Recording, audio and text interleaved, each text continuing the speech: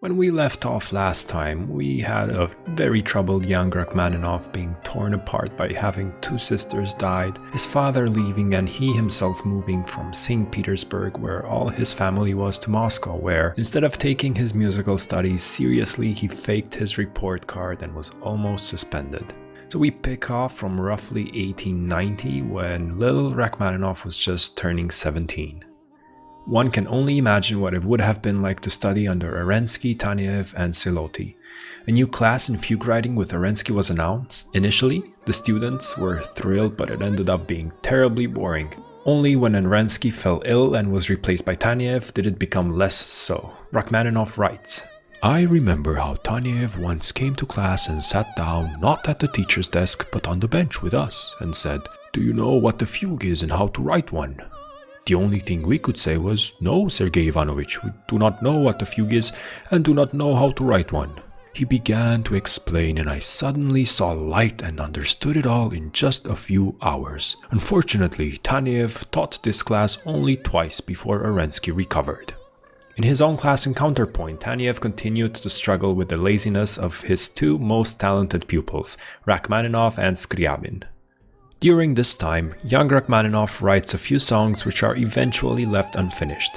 The first one, At the Gate of the Holy Abode, dated April 29th, 1890, and this is what you have been listening to since the beginning of this video.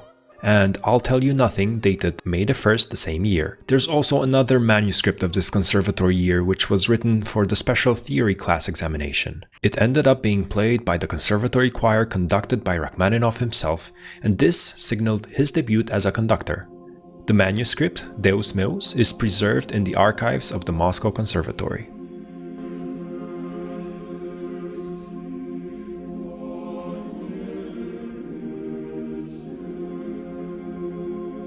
The summer of 1890 was one of Sergei's happiest and was one to be spent with his aunt's family, the Satins, on their estate. There was another family of cousins, the three Scalon sisters, and their mother, who also spent their time there that summer. His cousins and nieces thought he was morose, uncommunicative, and inwardly decided that it would be very hard to make friends with him. But in the end, it was music who brought them together, and friendship eventually began as mutual tastes were recognized. It is well worth mentioning the three Scalon girls, Natalia, Ludmila, and Vera. They were musical and personable, and Vera, the youngest, 15 years old, made an immediate impression on the 17-year-old Sergei.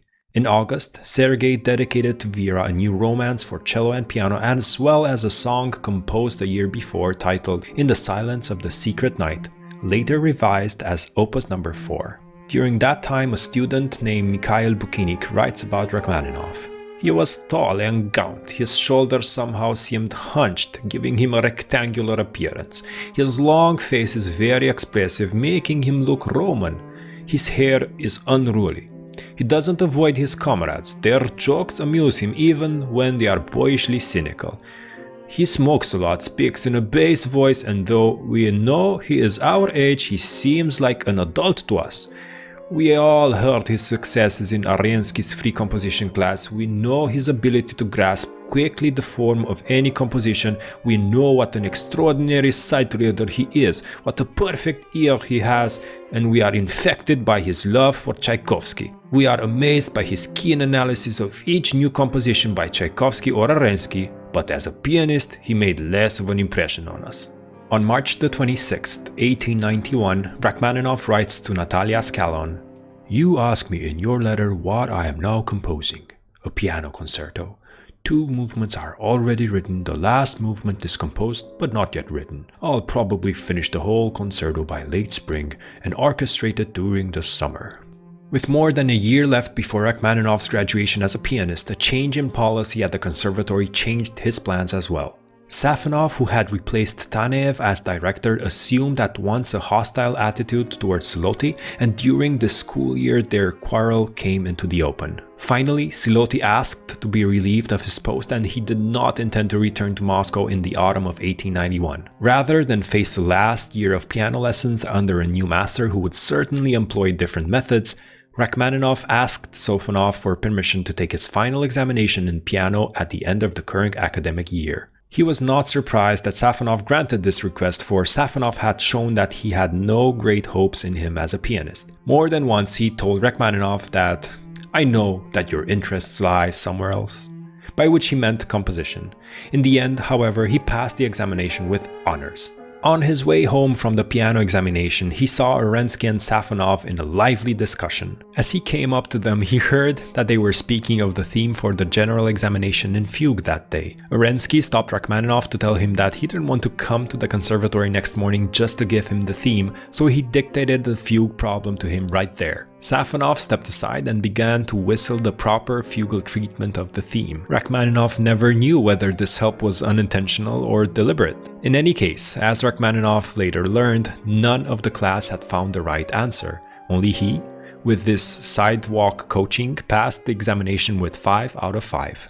On July 6, 1891, at just 18 years, he finished his first piano concerto. He's said to have scored the last 2 movements in 2.5 days, writing from 5 in the morning till 8 in the evening. He writes to one of his friends, "In my head at present are our future living quarters and a new symphony." And before the summer ended, he had written the first movement of this new symphony and had completed the romance for the 6-hand piano work for the Scallan sisters. The introductory theme of this romance was to be used in his future second concerto. Soon after, he informed Arensky that he does not wish to spend 1 more year at the conservatory and that he wishes to take his final examination earlier than scheduled. Arensky, as surprised as Rachmaninoff was, agreed. When Scriabin heard about this request, he too went to ask for the same thing but was quickly turned down, Arensky saying, "Under no account will I let you do it." Offended, Scriabin dropped the composition class altogether and eventually left the conservatory without a composer's diploma. Rachmaninoff says in a letter, "For my accelerated graduation, Arensky demanded several compositions, a symphony, some vocal works, and an opera whose subject would be assigned in April. I began working on the symphony at once, but it came with difficulty. Each bar had to be forced out and the result was accordingly poor. I could see that Arensky was not pleased with the separate movements as I showed them to him. They satisfied me even less. Taneyev too, whom Arensky asked to act as an advisory expert, gave me some bitter criticism to swallow. I finally finished the work and handed the required recitatives as well." During this time, even though he had much work to do, Sergei played plenty of concerts and grew from a self-esteem point of view. Toward the end of March, 3 candidates for graduation from Arensky's free composition class, Rachmaninoff, Leo Konus, and Nikita Morozov, were handed their assignment: a 1-act opera libretto, Aleko, from Pushkin's poem The Gypsies. The moment Rachmaninoff was given this long-anticipated libretto, he took it home brimming with excitement and joy.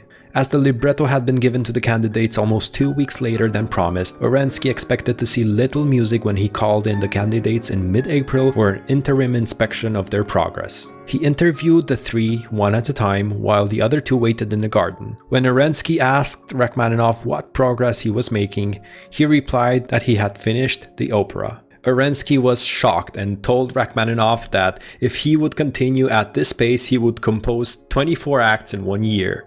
He also brought some criticism, but as Rachmaninoff recalled later, "I feel his criticism were just, and I was too arrogant to admit I could be wrong, and did not alter a single bar." The final examination was held attended by many officials and musicians, as well as by Taneyev and the whole conservatory faculty. Rachmaninoff played his opera and he received his expected 5 out of 5 with a plus, but there were more rewards to come. From among the group of conservatory professors observing the examination, Zvyerev rose and came up to his former pupil. He led him out to the deserted corridor and there embraced him with many good wishes. He took out his gold watch and gave it to the composer whose education he had formed. To top all, the board unanimously recommended the highest honor for him in the power of the conservatory, the great gold medal, which had been awarded only twice before in the history of the institution, to Taneyev himself and to Koroschenko. The name of Sergei Vasilyevich Rachmaninoff was added to the marble tablet of honor in the lobby of the Great Hall, and the composer's schooling ended in an almost dreamlike shower of blessings. Even Tchaikovsky was enchanted with the opera, which clearly showed his influence, and he gave Rachmaninoff some publication advice. In addition to Aleko, the works to be published were the 2 cello pieces, opus number 2, and 2 songs from opus number 4. When Rachmaninoff asked the publisher for a price for these, the sum of 500 rubles was offered. Rachmaninoff was stunned, and the deal was quickly closed. The premiere of Aleko on April 27th was an event of first importance for several people in the audience. Rachmaninoff's father and his grandmother emotionally occupied one lodge.